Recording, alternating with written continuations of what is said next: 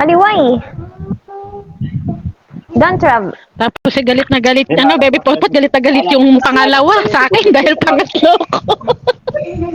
Aragis yan. Sabi ko, walang hiya talaga itong lalaking to. Hindi ko makakalimutan yung experience ko na yun, putang ina. Tatlo. Kompontra ko sa pauna, kompontra ko sa pangalawa, putang ina. Kani Teodoro ni Daddy, putang ina mo mami, ikaw yung matapang na panghuli. Ang tapang-tapang mo, ikaw na nga yung huli.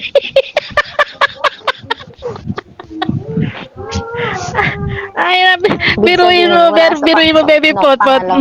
Biruin mo baby potpot. Nagdami pa yung mga anak-anakan ko para i-bash si Barusang saka sila taray nun. Sabi niya, dapat si Mami susuportahan niya.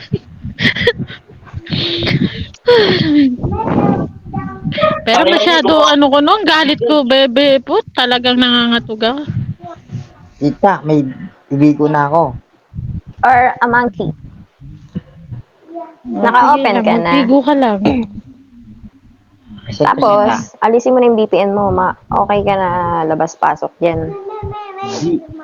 Pumunta ko ng file manager.